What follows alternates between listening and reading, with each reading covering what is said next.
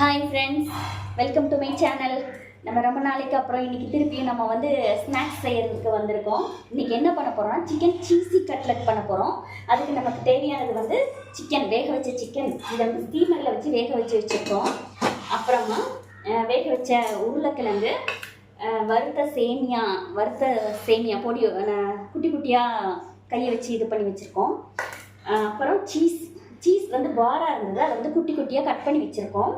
அப்புறம் 2 table spoon மைதா plus 1 table spoon cornflour போட்டு வச்சுருக்கோம். இதை லைட்டாக சால்ட் ஆட் பண்ணி மிக்ஸ் பண்ண போகிறோம். ஃபஸ்ட்டு என்ன பண்ணுறோன்னா, வேக வச்ச சிக்கன் எடுத்து வச்சுட்டு அதை நல்லா குட்டி குட்டியாக உதிர்த்துருக்குறோம். பாருங்கள் ஃப்ரெண்ட்ஸ், இது நல்லா இந்த மாதிரி உதிர்த்து வச்சுருக்கோம், கையாலே உதிர்த்துட்டோம். ஸோ இதை வந்து இப்போ பாயில்டு பொட்டேட்டோ வந்து ஆட் பண்ணிக்கிறோம்.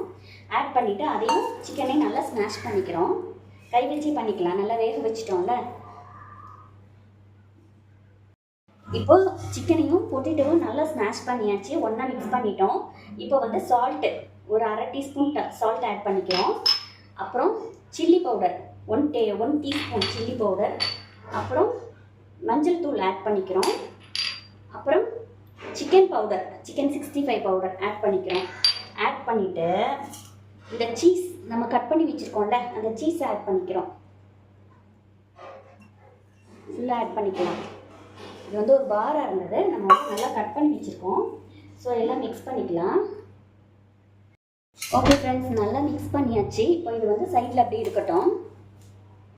இப்போ என்ன பண்ணுறோன்னா, பவுல் எடுத்துக்கிறோம். பவுலில் நம்ம அந்த மிக்ஸ் பண்ணி வச்சுருக்கோம்ல, கார்ன்ஃப்ளவரும் மைதா, இது 2 டேபிள் ஸ்பூன் மைதா, 1 ஸ்பூன் கார்ன்ஃப்ளவர், அதை வந்து திருப்பி இந்த பவுலில் தட்டிட்டு எக்ஸ்ட்ரா பேலன்ஸ் சால்ட்டை இதில் தட்டி போட்டுட்டு என்ன பண்ணுறோன்னா, கொஞ்சம் தண்ணி எடுத்து கலந்துக்கிறோம்.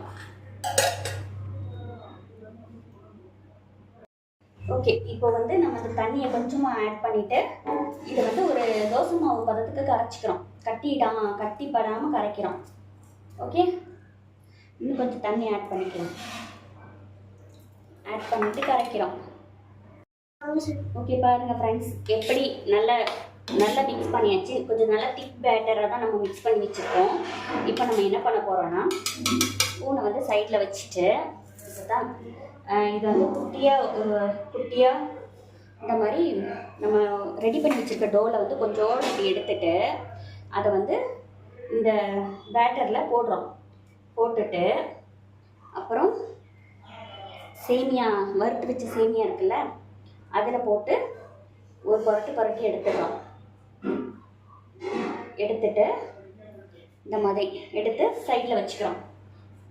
ஓகே, திருப்பி அகைன் இன்னொரு குட்டியாக ஒரு பால். ஓகே, இந்த மாதிரி பால் வந்து எடுத்து இந்த பேட்டரில் வந்து இது பண்ணிவிட்டு ஒரு டிப் பண்ணிட்டு எடுத்துட்டு அப்புறம் அகைன் திருப்பியும் இந்த வறுத்த சேமியாவில் போட்டு இந்த மாதிரி எடுத்துடுறோம். ஓகே, நல்லா கோட்டிங் கொடுத்து எடுத்துடுறோம். ஓகே ஃப்ரெண்ட்ஸ், இப்போ வந்து நம்ம வந்து பேனில் ரீஃபைண்ட் ஆயில் ஊற்றி வச்சுருக்கோம். ஆன் பண்ணியாச்சு, ஹீட் ஆகிட்டு நம்ம இப்போது ரெடி பண்ணி வச்சுருக்கோம்ல, இந்த சிக்கன் கட்லெட்டு இதை வந்து ஒவ்வொன்றா ஆயிலில் வந்து போடுறோம். ஓகே, போட்டு வேக விடுறோம்.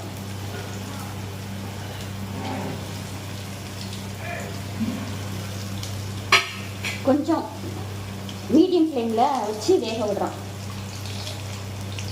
5 மினிட்ஸ் வேக விட்டு எடுக்கலாம். ஓகே, ஃபஸ்ட்டு ஒரு பக்கம் வேகட்டும். இப்போ ஒரு பக்கம் நல்லா ப்ரௌன் ஆயிடுச்சு. ஸோ நம்ம இன்னொரு பக்கம் திருப்பி போடுறோம். கட்லெட் வந்து ஆல்ரெடி சிக்கன் நம்ம குக் பண்ண சிக்கன் தான், ஸோ ஒன்றும் பிரச்சனை இல்லை. நமக்கு அந்த வறுத்த சேமியா மட்டும் நல்லா ப்ரௌன் லேயராக வருதான்னு பார்த்துட்டு நம்ம திருப்பி போட்டுட வேண்டியதான். ஓகே,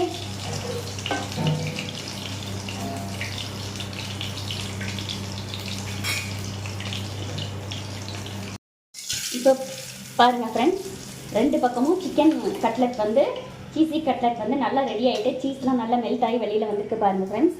ஸோ இந்த டைமில் நம்ம இதை எடுத்துக்கிறோம் வெளியில். ஓகே, ஒன் பை ஒன்னாக எடுத்துக்கிறோம்.